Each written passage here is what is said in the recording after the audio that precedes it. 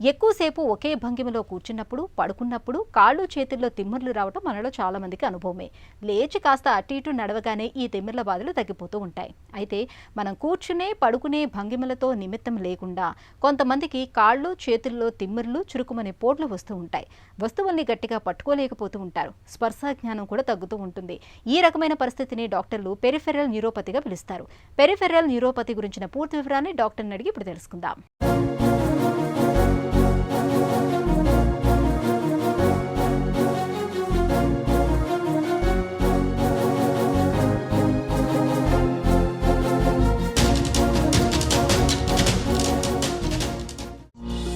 Diabetic neuropathy అంటే ఏంటి?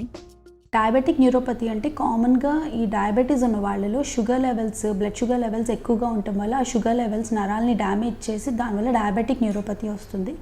ఇది కామన్గా 50% మందిలో, అంటే షుగర్ ఉన్న పేషెంట్స్లో 50% మంది వరకు డయాబెటిక్ న్యూరోపతి ఎఫెక్ట్ అవ్వచ్చు. నెక్స్ట్ దీనిలో కామన్గా అయితే ఎక్కువగా పాదాలు, కాళ్ళు ఇవి ఎక్కువగా ఎఫెక్ట్ అవుతుంది డయాబెటిక్ న్యూరోపతిలో. డయాబెటిక్ న్యూరోపతి అనేది ఎన్ని రకాలుగా ఉంటుంది? ఈ డయాబెటిక్ న్యూరోపతి అనేది 4 టైప్స్ ఉంటాయి. వీటిల్లో కామన్ టైప్ వచ్చేటప్పటికి పెరిఫెరల్ న్యూరోపతి. పెరిఫెరల్ న్యూరోపతి అంటే ఏంటంటే ముందు పాదాల్లో, కాళ్ళల్లో ఉండే నరాలు కామన్గా ఈ హై షుగర్ లెవెల్స్ వల్ల డ్యామేజ్ అయ్యి దానివల్ల పెరిఫెరల్ న్యూరోపతి వస్తుంది. సో ఇందులో ఏంటంటే ఫస్ట్ ఇనీషియల్గా పాదాలు, కాళ్ళు ఎఫెక్ట్ అవుతాయి. తర్వాత కొంతమందికి చేతులు అవి కూడా ఎఫెక్ట్ అవ్వచ్చు.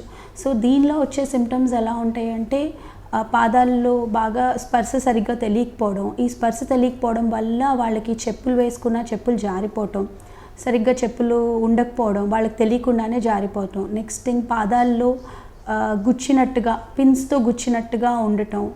నెక్స్ట్ బాగా పాదాల్లో మంటలు, ఈ మంటలు నొప్పుల వల్ల రాత్రంతా నిద్ర ఉండకపోవడం, ఇలాంటి సిమ్టమ్స్ కామన్గా ఉంటాయి. Next common type of diabetic neuropathy వచ్చేటప్పటికి ఆటోనామిక్ న్యూరోపతి అంటాం. అంటే ఆటోనామిక్ నర్వస్ సిస్టమ్ అనమాట. అంటే అది ప్రెషరు, హార్ట్, నెక్స్ట్ బాడీలో చెమట పోయటం అనేది, I functioning, next digestive system, ఇవన్నీ కంట్రోల్ చేసే సిస్టమ్ని ఆటోనామిక్ నర్వస్ సిస్టమ్ అంటాం.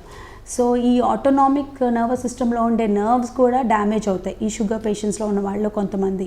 ఈ డయాబెటిక్ న్యూరోపతిలో 3rd టైప్ వచ్చేటప్పటికి ప్రాక్సిమల్ న్యూరోపతి. దీన్ని డయాబెటిక్ పాలీరాడిక్లోపతి అని కూడా అంటాం. దీనిలో ఒక సెట్ ఆఫ్ నర్వ్స్ కామన్గా ఎఫెక్ట్ అవుతాయి. సో వీళ్ళకి ఏంటంటే సివియర్ హిప్ జాయింట్ పెయిన్ రావటం, ఇలాంటి సిమ్టమ్స్ కామన్గా ఉంటాయి. నెక్స్ట్ 4th టైప్ వచ్చేటప్పటికి మోనో న్యూరోపతి. ఇందులో ఏంటంటే ఓన్లీ ఒక్క నర్వే ఎఫెక్ట్ అవుతుంటుంది. యూజువల్గా ఫేస్లో ఒక పక్కన పెరాలసిస్ లాగా, పక్షవాతం లాగా వస్తుంది దీనిలో. సో ఇదొక టైప్. నెక్స్ట్ ఏంటంటే చేతిలో ఒక నరమే ఎఫెక్ట్ అవ్వచ్చు. సో వీళ్ళకి ఏంటంటే సివియర్గా ఒక చెయ్యి లాగుతున్నట్టు, ఒక చెయ్యే పెయిన్, లేదంటే ఒక ఫింగర్ బాగా సివియర్గా పెయిన్ ఉండటం, లేదంటే తిమ్మిరిగా ఉండటం, ఇలాంటి సిమ్టమ్స్ ఎక్కువ ఉంటాయి. డయాబెటిక్ న్యూరోపతి రావడానికి కారణాలేంటి? అన్కంట్రోల్డ్ షుగర్స్, అంటే షుగర్ లెవెల్స్ చాలా ఇయర్స్ అన్కంట్రోల్డ్గా ఉండి, హై లెవెల్స్ ఉండి, అవి బాగా ప్రొలాంగ్డ్గా చాలా ఇయర్స్గా నరాలనది డ్యామేజ్ చేసినప్పుడు ఇది ప్రెజెంట్ అవుతుంది డయాబెటిక్ న్యూరోపతి అనేది. సో ఇది కామన్గా ఏంటంటే ఈ అన్కంట్రోల్డ్ షుగర్ లెవెల్స్ ఉన్న వాళ్ళకి, షుగర్ అసలు కంట్రోల్లో లేని వాళ్ళకి మోస్ట్ కామన్గా వస్తుంది. నెక్స్ట్ ఏంటంటే ఎక్కువ డ్యూరేషన్, అంటే చాలా ఎక్కువ కాలం షుగర్ అది ఉన్న వాళ్ళకి, 10 years అబవ్, 10 ఏళ్ళ కంటే ఎక్కువది ఉన్న వాళ్ళకి కూడా ఈ డయాబెటిక్ న్యూరోపతి వచ్చే రిస్క్ ఎక్కువగా ఉంటుంది. నెక్స్ట్ అలానే ఆల్కహాల్, స్మోకింగ్ అది తీసుకునే వాళ్ళల్లో కూడా ఈ న్యూరోపతి వచ్చే, డయాబెటీస్ ఉన్న వాళ్ళలో న్యూరోపతి వచ్చే రిస్క్ హైగా ఉంటుంది. నెక్స్ట్ కిడ్నీ డిసీజ్ ఏమన్నా, అంటే ఆల్రెడీ షుగర్ వల్ల కిడ్నీ అది ఎఫెక్ట్ అవ్వటము, ఈ కోఎగ్జిస్టింగ్గా కిడ్నీ ప్రాబ్లం ఉన్న వాళ్ళకి కూడా ఈ డయాబెటిక్ న్యూరోపతి రావడానికి హై రిస్క్ ఉంటుంది. నెక్స్ట్ వెయిట్ అది ఎక్కువ ఉన్న వాళ్ళకి, అంటే ఓవర్ వెయిట్, బిఎంఐ అనేది 25 కంటే ఎక్కువ ఉన్న వాళ్ళకి కూడా ఈ డయాబెటిక్ న్యూరోపతి రావడానికి హై రిస్క్ ఉంటుంది. డయాబెటిక్ న్యూరోపతితో తలెత్తే సమస్యలు ఎలా ఉంటాయి?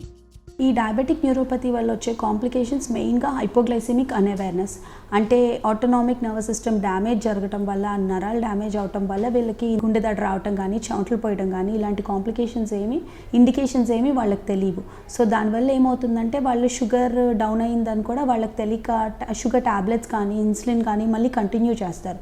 సో దానివల్ల ఇంకా షుగర్ లెవెల్స్ ఇంకా బాగా డ్రాప్ అయిపోయి less than 40 అలా డ్రాప్ అయిపోయినప్పుడు పర్మనెంట్ బ్రెయిన్ డ్యామేజ్ అది జరగటం, ఆర్ఎల్స్ కొంతమందికి కోమా లాంటి స్టేట్లోకి వెళ్ళటం, ఇలాంటి సివియర్ కాంప్లికేషన్స్ రావచ్చు.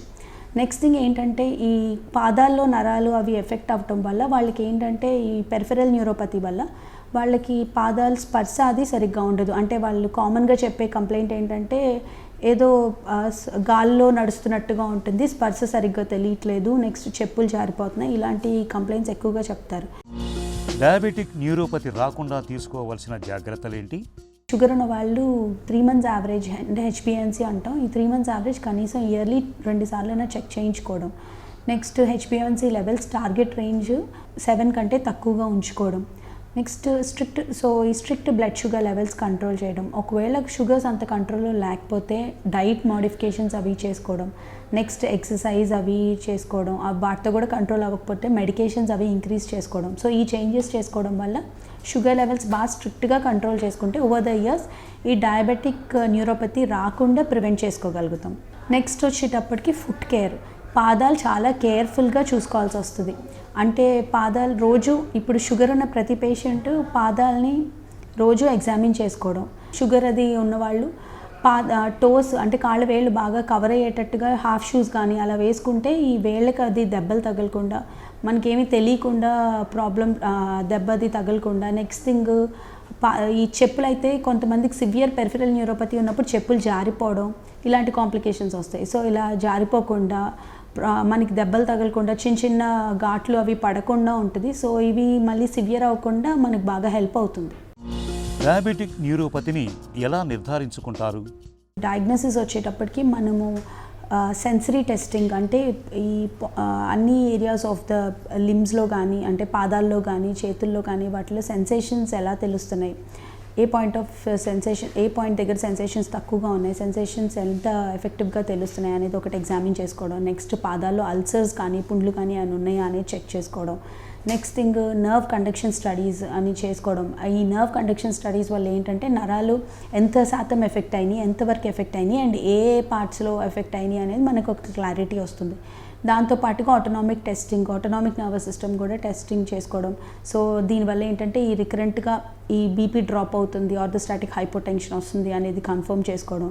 సో ఇలాంటి టెస్ట్ వల్ల మనం ఈ డయాబెటిక్ న్యూరోపతి ఉంది అనేది ఖచ్చితంగా డయాగ్నోసిస్ చేసుకోవచ్చు. డయాబెటిక్ న్యూరోపతికి చికిత్స ఎలా ఉంటుంది? షుగర్ లెవెల్స్ని బాగా కంట్రోల్ చేయటము. అందులో మెయిన్గా 3 months యావరేజ్ ఈ హెచ్బిఏవన్సీ అనేదేమో మనకి 7 కంటే తక్కువగా ఉంచుకోవడం. దానివల్ల మనం ఈ న్యూరోపతి ఇంకా ఎక్కువ అవ్వకుండా మనకి హెల్ప్ అవుతుంది.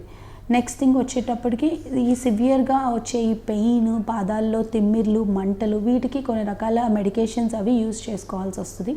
దానిలో మెయిన్గా వచ్చేటప్పటికి యాంటీసీజర్ మెడికేషన్స్ అంటాం. దాంట్లో ప్రిగాబాలిన్, గాబాపెంటిన్ అనే డ్రగ్ క్లాసెస్ ఉంటాయి.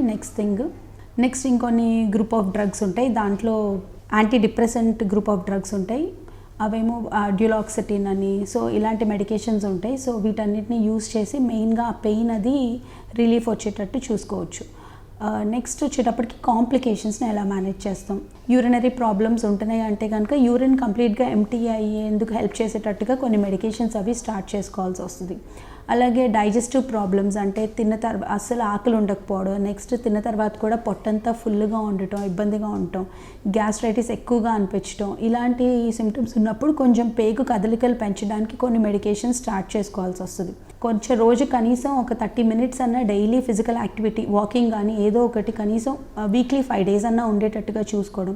సో ఇలాంటి చేంజెస్ చేసుకోవడం వల్ల మనం ఇంకా డయాబెటిక్ న్యూరోపతిని ప్రోగ్రెస్ అవ్వకుండా ఇంకా పెరగకుండా చూసుకోగలగటానికి చాలా హెల్ప్ అవుతుంది. కాళ్ళు చేతుల్లో తిమ్మిర్లను, చురుకుమనే పోట్లను తెచ్చిపెట్టే స్పర్శ జ్ఞానాన్ని తగ్గించే పెరిఫెరల్ న్యూరోపతికి ఇవాళ ఆధునిక వైద్యంలో చక్కటి మందులు, చికిత్సలు అందుబాటులో ఉన్నాయి. తరచూ తిమ్మిర్లు వస్తూ వేధిస్తున్నప్పుడు ఆలస్యం చేయకుండా వెంటనే డాక్టర్ని సంప్రదించి వైద్యం తీసుకోవాలి.